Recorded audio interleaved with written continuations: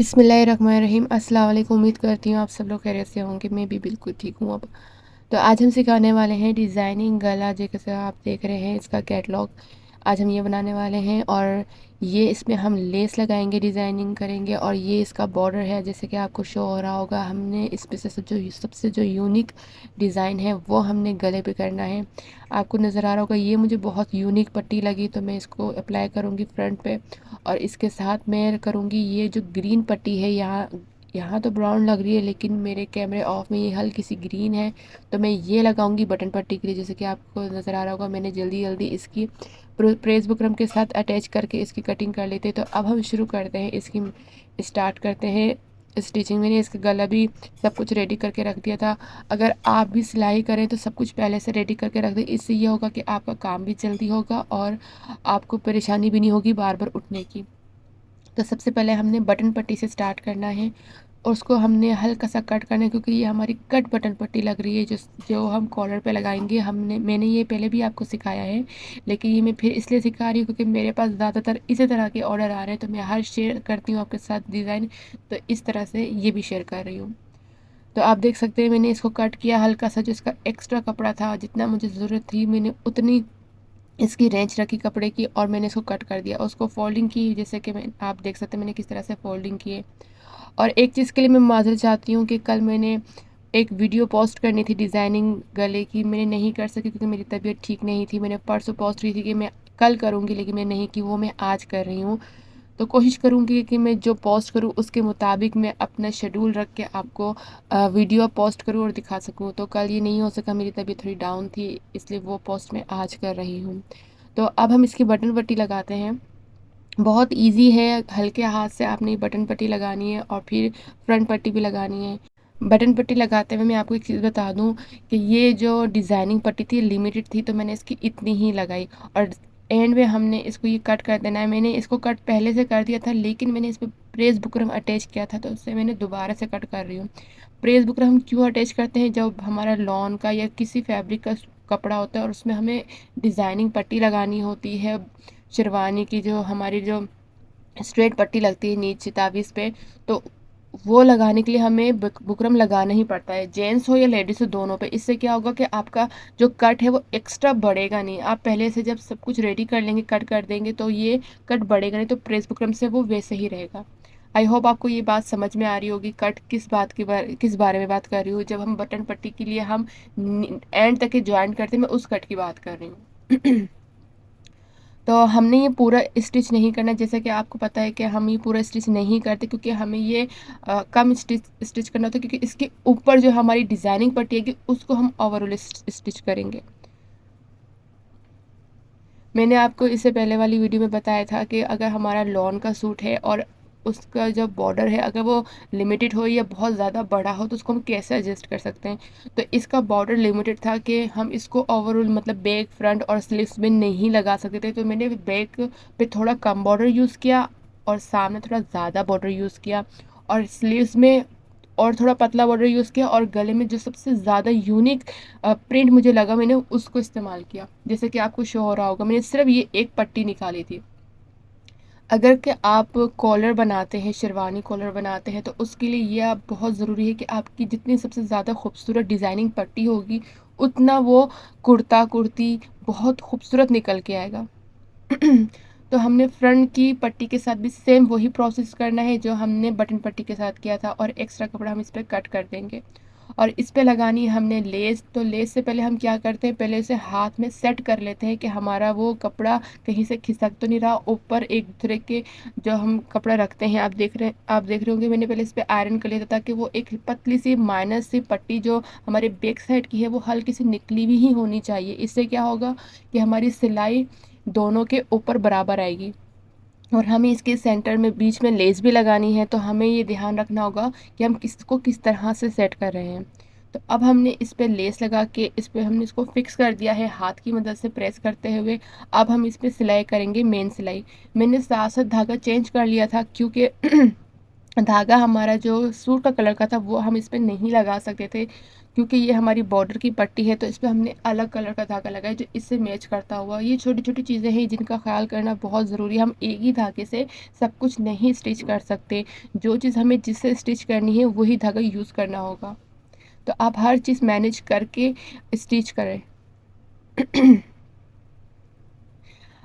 मेरे पास और भी बहुत सारे डिज़ाइन है डिफरेंट डिफरेंट, लेकिन वो मैं इस वजह से शो नहीं कर रही क्योंकि मेरे पास अभी जो भी अर्जेंट कपड़े आए हैं मैं वो जल्दी जल्दी जब बनाती हूँ तो कोशिश करती हूँ कि उनको भी मैं रिकॉर्ड करके आपके साथ शेयर कर लूँ। तो मेरे पास एक काफ़ी ज़्यादा कपड़े सिर्फ कॉलर वाले आए हुए थे, क्योंकि मेरे पास ऐसे कुछ कुछ क्लाइंट ऐसी हैं जो ज़्यादातर सिर्फ कॉलर ही पहनती हैं, तो मैं उनके लिए इसी तरह से बनाती हूँ।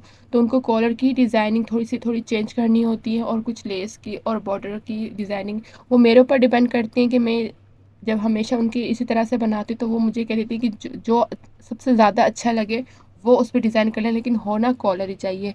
तो मैं छोटे मोटे जो डिज़ाइनिंग चेंज करती हूँ तो वो आपके साथ ज़रूर शेयर करती हूँ, ताकि आपको इन डिज़ाइनों से आइडिया हो जाए कि अगर आपके पास इस तरह के प्रिंट हो तो आप किस तरह से उसको डिज़ाइनिंग कर सकते हैं। तो अब हमने इसके प्रेस करते हुए हाथ की मदद से जो हमने कट किया था उसको पूरा हमने अंदर ले लिया फ्रंट पट्टी के, और उसके ऊपर एक लाइन सी जो हमारी लेस की बनी थी उस पर हमने रख के बिल्कुल हल्के हाथ से उस पर स्टिच कर रहे हैं। वीडियो को ज़्यादा मैं स्किप नहीं कर रही और ज़्यादा फास्ट नहीं कर रही, क्योंकि जो इस तरह की डिज़ाइन सीखना चाहते हैं वो स्टेप बाय स्टेप्स हर चीज़ को ईजिली समझ सकें और उसको फॉलो करते हुए अगर ख़ुद बनाना चाहे तो उनकी आराम से सूट बन जाए जैसे वो चाहते हैं। मैंने इसकी ओवरऑल वीडियो नहीं बनाई है क्योंकि मैंने सिर्फ इसकी गले की डिज़ाइनिंग और मैंने इसका कॉलर डिज़ाइन कॉलर इस पर अटैच करके सिर्फ इस वीडियो में दिखाया है। इंशाल्लाह मैं इसकी पूरी वीडियो जो है, मतलब मैंने इसको पूरा किस तरह से रेडी किया है उसकी भी शॉर्ट वीडियो मैं ज़रूर बना के डालूँगी, आप ज़रूर देखिएगा।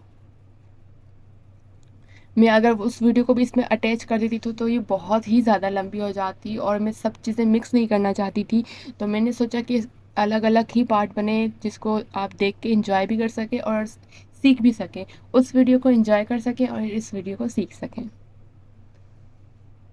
तो आप देख सकते हैं कि ये हमारे दोनों बैलेंस पे लग चुके हैं, तो हम इसको यहाँ पे हल्का सा फिक्स कर देंगे ताकि हमारी ये डिज़ाइनिंग पट्टी कहीं से भी आगे पीछे ना हो, ताकि हम इसको एंड की सिलाई इजीली कर सकें और हमारे ऊपर से, यानी कि जैसे मैंने वहाँ फिक्स किया है वो ना हो आगे पीछे, और हम एंड की जो हमारी मेन सिलाई होती है जहाँ से हमने स्क्वायर स्टिच करना होता है वो हम ईज़िली और फिनिशिंग से कर सकें।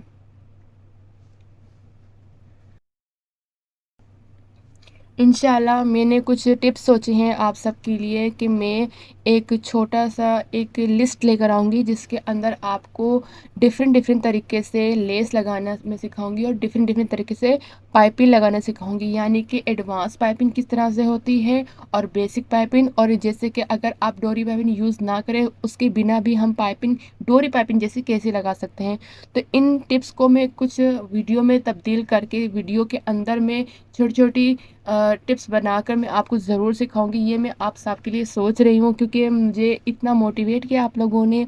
अल्हम्दुलिल्लाह मैं जो आजकल देख रही हूँ मेरे इतने माशाल्लाह माशाल्लाह अल्हम्दुलिल्लाह अल्लाह पाक का लाख लाख शुक्र है जो मुझे सब्सक्राइबर मिल रहे हैं और बहुत अच्छे तरीके से मिल रहा है। आप सबका बहुत शुक्रिया। तो मुझे मोटिवेशन मिल रही है, तो मैं आपके लिए ये सोच रही हूँ कि मैं आपके लिए इस तरह की वीडियो ज़रूर बनाऊँ, जो कि मैं इस वीकली में एक शेड्यूल बनाऊंगी, उसके हिसाब से मैं इंशाल्लाह इस तरह की वीडियो ज़रूर लेकर आऊँगी। तो आप देख सकते हैं कि मैंने इसका कॉर्नर किस तरह से फ़िक्स किया, आपको नज़र आ रहा होगा। तो आपने भी इसी तरह से फिक्स करना है। इससे क्या होगा, मैंने हल्का सा निशान लगाया है, आपको नज़र आ रहा होगा अभी कुछ मिनट्स पहले। तो वो निशान लगाने का मतलब ये है कि जो अगर हमारी इंक्रीज़ मिट जाती है तो हम हाथ से निशान लगा लें, ताकि हमारे जो ये चौकोर पूरा जो हमारा डिज़ाइन है बिल्कुल स्क्वायर है। क्योंकि अगर ये हल्का सा भी, अगर हम अभी अब स्टिच कर रहे हैं हमें इतना पता नहीं चलता, हमारे थोड़ा सा भी टेढ़ा हो जाता है तो क्या होता है कि हम जब हम पहनते हैं तो वो साफ नज़र आता है कि हमारा थोड़ा सा टेढ़ा या तिरछा हो गया है। तो ये बिल्कुल सही कैसे सिलेगा, अगर हल्का सा निशान लगाएंगे उसके अकॉर्डिंग उसके बीच में सेंटर रखेंगे डिज़ाइनिंग पट्टी, तो आपकी गलत कभी नहीं होगी। इस तरह की टिप्स अगर आप फॉलो करते हुए अपना सूट इस तरीके स्टिच करते हैं तो आपकी कोई प्रॉब्लम नहीं होगी। आपको मैं एक चीज़, मेन चीज़ आपको मैं बता दूँ, 3 चीज़ें बहुत ज़रूरी होती हैं स्टिच के मामले में, कि अगर आपकी मेजरमेंट परफेक्ट हो तो आपकी कटिंग परफेक्ट होगी, अगर आपकी कटिंग परफेक्ट हो तो आपकी स्टिचिंग परफेक्ट होगी। तो ये 3 मेन चीज़ें हैं, अगर आपने ये तीनों चीज़ें परफेक्ट की है ना, तो आपका सूट बेहतरीन तरीके से रेडी होगा। ये कॉन्सेप्ट क्लियर है, ठीक है? अगर आप ये तीनों चीज़ें करते हैं तो, और ये तीनों चीज़ें अच्छे तरीके से करते हैं तो, जल्दबाजी में नहीं। अगर आप तो बिगिनर है तो फिर मैं जल्दबाजी में बिल्कुल भी नहीं करिएगा, तो ये आपकी चीज़ें बहुत अच्छे तरीके से बन के सामने आएंगी। आप देख सकते हैं दोनों तरफ से मैंने आपको दिखा दिया कि बिल्कुल क्लियर और बिल्कुल बैलेंस में ये मेरा रेडी हुआ है दोनों पट्टियाँ। और ये लेस भी अल्हम्दुलिल्लाह बहुत फिनिशिंग से लग चुकी है। आप चाहें तो आप दोनों तरफ से लेस लगा सकते हैं। मैंने एक तरफ से इसलिए लगाई क्योंकि मुझे ओवरऑल यूज़ करनी थी, मुझे दामन में और स्लीव्स में भी लगाना था, उसके हिसाब से ये पूरी लेस एडजस्ट हो गई है, तो मैंने साइड पे ही लगाई, ताकि वो एक खूबसूरत यूनिक लगता है कि अगर हम सिर्फ एक साइड पे भी लगाते हैं तो, क्योंकि ये पूरी डिज़ाइनिंग ही पट्टी है तो एक साइड भी बहुत अच्छी लगेगी। तो ये हमारा हो चुका है डन। अब हम इस पे लगाएंगे कॉलर, और कॉलर के लिए मैंने कॉलर पहले से ही आयरन वायरन सब कुछ कर लिया था, जैसे कि आपको नज़र आ रहा होगा। कॉलर की वीडियो में मैंने पहले भी आपको बताया है कि किस तरह से स्टिचिंग होता है और किस तरह से इसका पैटर्न कटिंग होता है।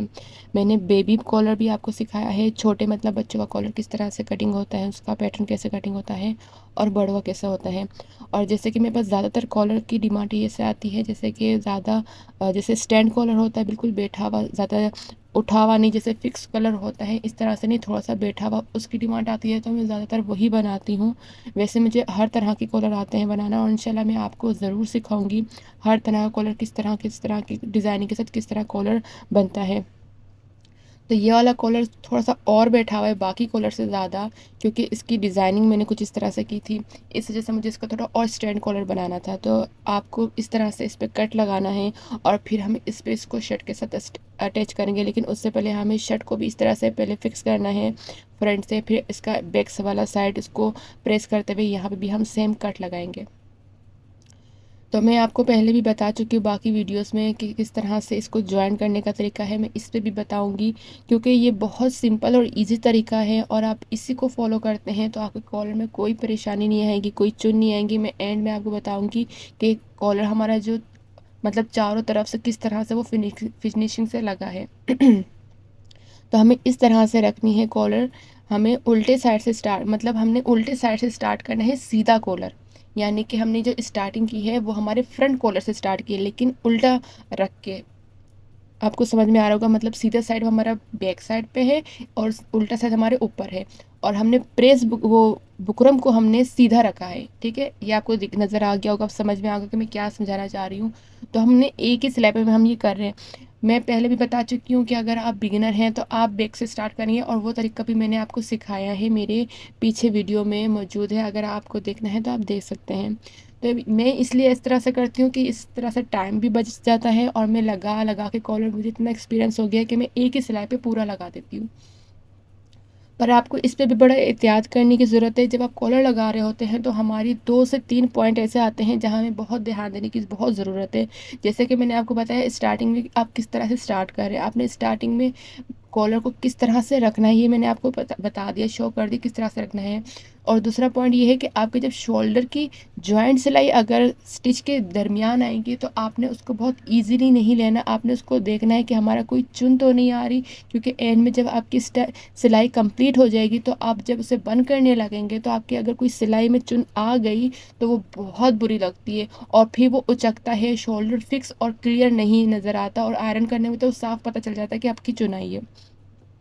तो अगर कोई आप अपना बना रहे हैं या फिर किसी का बना रहे हैं तो इन टिप का ज़रूर ख्याल रखना। तो ये 2 टिप्स हो गए, और दूसरे टिप्स भी यही है कि आपकी जो एंडिंग है, आपकी एंड सिलाई जो होगी उसको आपने ज़्यादा खींचना नहीं है, क्योंकि हमारी एंड सिलाई होगी तो हमने उस सिलाई को भी दोनों कपड़ों को बैलेंस पे पकड़ते हुए सिलाई करनी है। तो हमने एंड में देखना है कि कोई हमारा कपड़ा ज़्यादा खिंच तो नहीं रहा, क्योंकि हमारी जब एंड की सिलाई होती है और वहाँ हम अगर थोड़ी सी भी अपनी मतलब ध्यान इधर कर देते हैं कि हम थोड़ा सा कपड़ा खींच देते हैं शर्ट का, या फिर हम अपने ओवरऑल बुकरम का भी कपड़ा खींच लेते हैं, तो फिर क्या होता है कि हमारी सिलाई आगे पीछे जाती है और हम उसको एडजस्ट करने की कोशिश में हम या फिर कपड़े पे चुन देना शुरू हो जाते हैं या फिर कॉलर पे। तो ये चीज़ सही नहीं है, आपको दोनों को इसी तरह से स्टिच स्टार्ट करना है, स्टिच जो आपने शुरू में की थी। तो उस मेथड से अगर आप यूज़ करेंगे आराम आराम से, तो आपकी कोई चुन नहीं आएगी और आपकी एंड से स्टार्टिंग से एंड तक की सिलाई एक जैसी होगी। जैसे कि आपने देखा मैंने पूरी सिलाई कर लिया, अब हमारा एंड का पार्ट रह गया और आप देख सकते हैं मैं बिल्कुल ईजी से वो फिक्स करते हुए सिलाई कर रही हूँ। आपने भी ऐसे ही करना है। अगर आपको कोई परेशानी होती है आप कॉलर को हल्का सा मोड़ के भी कर सकती हैं, ताकि आपकी जो सिलाई है मेन सिलाई वो फिनिशिंग से हो जाए। मैं आपको दिखाती हूँ कि मैंने इसको किस तरह से एडजस्ट किया है। मैंने कोई वीडियो स्किप नहीं की, ज़्यादा आगे नहीं बढ़ाई, ताकि आपको ये चीज़ मेन चीज़ समझ में आ जाए। आप देख सकते हैं मैंने अभी इसको सिर्फ हाथ की मदद से प्रेस करते हुए अंदर किया है, ये आराम से हो गया है, क्योंकि हमने इसकी स्टार्टिंग बहुत ईजी की थी और इसकी एंडिंग भी बहुत ईजी की थी। तो आपको नज़र आ रहा होगा। तो अब हम करते हैं इसको बंद करना। इसको बंद करने का तरीका भी मैंने आपको पहले वीडियो में समझाया है कि आप इसको शोल्डर से बंद नहीं, आप इसको बैक से बंद करेंगे, फ्रंट से भी नहीं करेंगे। फ्रंट से क्यों नहीं करेंगे, क्योंकि हमारे अगर फ्रंट से करेंगे तो कोई ना कोई झोल आ ही जाता है। तो हल्के हाथ की मदद से हम इसके कपड़े को, जो हमारा स्टिच हुआ हुआ कपड़ा है, वो उसको हम अंदर करते हुए बुकरम को ऊपर करते हुए इसकी हम बारीक सी सिलाई लगाएंगे। अब अगर हम बारीक सी सिलाई लगाते हैं, हम सोचते हैं कि हम इसे थोड़ी सी मोटी सिलाई लगा लें, नहीं, आपने इस पर बारीक ही सिलाई लगानी है, क्योंकि हमारा जो कॉलर होता है उस पर फर्स्ट नज़र पड़ती है हमारी जो नेक डिज़ाइन की होती है। अगर हम तो कॉलर नहीं लगा रहे तो हमारा जो फ्रंट डिज़ाइन होता है उस पर नज़र पड़ती है, लेकिन अगर हमारा कॉलर है तो हमारी कॉलर पे नज़र पड़ती है, और कॉलर पे फिनिशिंग से सिलाई होनी ही चाहिए। जो बारीक सिलाई होती है उस पर हम कॉम्प्रोमाइज़ नहीं कर सकते। तो एंड में क्या करना है, बहुत से ऐसा होता है कि कॉलर में कि आप सिलाई स्ट्रेट ले जाते हैं और उसे पक्का नहीं करते, तो वहाँ मिस्टेक ये होती है कि आपको उधड़ने के चांसेस ज़्यादा हैं। बेशक आपकी रील मजबूत है, धागा मजबूत है, तो आपने इसे एक दो दफ़ा हल्का सा पक्का कर देना, आपका टाका शो भी नहीं होगा क्योंकि मैचिंग का है। तो और आपकी सिलाई भी फिनिशिंग हो जाएगी। जैसे कि आपको नज़र आ रहा है मिसने ने किस तरह सिलाई की, दोनों तरफ से मैं आपको शो कर देती हूँ कि कहीं से भी टाइट, कहीं से भी झोल नहीं है, क्योंकि हमने इसको हल्के हाथ से सिलाई की है। आपको नज़र आ रहा होगा। तो ये हमारा पूरा एक तरफ से डन हो चुका है। अब हम दूसरी तरफ से डन करेंगे और इसके जो एक्स्ट्रा धागे निकल रहे हैं वो साथ साथ हम कट भी कर देंगे। अब आप देख सकते हैं दूसरी साइड से भी हमने ऐसे किया, हाथ की मदद से, ज़्यादा हमें कोई परेशानी नहीं हुई। हमने इसे टर्न किया और इसको फिक्स करते हुए हम इस पर अब स्टिच करेंगे। अगर कि आप ये सोच रहे हैं कि हम जो फिनिशिंग पट्टी में जो हमने हाफ इंच मतलब दो सूत की जो हमने कट करके अंदर मोड़ी थी वो ऊपर हो जाएगी, नहीं। अगर आप उस पर टाका लगा देते हैं, कच्चा कर देते हैं हल्का सा गुम सिलाई करके, गुम टाका लेकर, तो आपको अच्छी बात है, आप कर लें। लेकिन अगर हम नहीं भी करते तो ये ऊपर नहीं होगी, क्योंकि हमारी इस पर कॉलर पे सिलाई हुई है, फिनिशिंग पट्टी पे सिलाई हुई है, तो ये हमारा निकल के नहीं आएगा। ये सवाल अगर आपके माइंड में आता है तो ये इसका आंसर है, ठीक है। और अब हम इसकी सिलाई करेंगे। ये हमारी सिलाई हो चुकी है डन, और अब मैं आपको इसका फाइनल लुक भी दिखाती हूँ कि मैंने इसको किस तरह से स्टिच किया और इसका लुक किस तरह से आया है। मैं आपको एक एक चीज़ दिखाऊंगी। अगर आप भी ये मेथड यूज़ करते हैं तो आपकी भी कोई परेशानी नहीं होगी, स्पेशली कॉलर पे कॉलर बहुत अच्छे से बन जाएगा। आप देख सकते हैं मैंने इसको जो कॉलर से हल्का सा कच्चा किया था वो मैं इसके हल्के हल्के धागे निकाल रही हूँ क्लीपर से। और मैं इस वीडियो को स्किप नहीं किया, इसलिए हर इसकी मतलब मूवमेंट आपको दिख रही है, जो जो मैं इस पर कर रही हूँ वो हर चीज़ आपको नज़र आ रही है। तो आपने भी बिल्कुल आराम आराम से इस तरह से करना है, जल्दबाजी में नहीं, क्योंकि जो हमारी फिनिशिंग और बहुत मेन चीज़ होती है, अगर हम उस पर जल्दबाजी कर देते हैं कोई ना कोई मिस्टेक हो जाती है। मैं स्टार्टिंग में मेरे से भी बहुत दफ़ा मिस्टेक हुई है, हर कोई परफेक्ट नहीं होता, लेकिन वो वही बात है ना, इंसान करता रहता है, आते रहता है, एक्सपीरियंस आता रहता है, तो फिर वो उसको प्रैक्टिस हो जाती है। तो अब हम इसके फिनिशिंग करके सारे धागे निकाल देंगे। अब मैं आपको इसका दिखाती हूँ कि मैंने इस पर जो सिलाई की है कहीं इसका कहीं झोल नहीं आया। जल्दी जल्दी मैं इसके धागे निकाल दूँ, क्योंकि मैंने इसको ना बीच बीच में बहुत सारा कट किया था, कच्चा किया था, तो वो धागे सारे निकाल दूँ।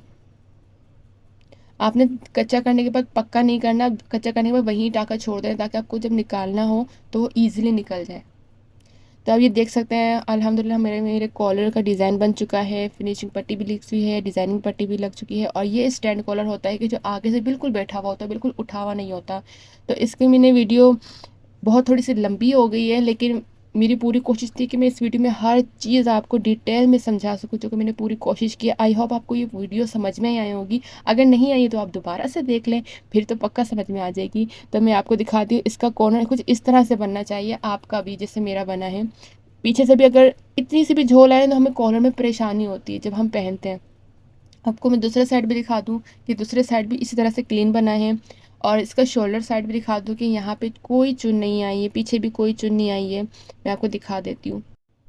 ये इसका फाइनल लुक है। अगर आपको ये मेरी वीडियो पसंद आई है और कुछ सीखने को मिला हो तो मेरे वीडियो को लाइक, कमेंट, शेयर और सब्सक्राइब करना मत भूलिएगा। Thank you.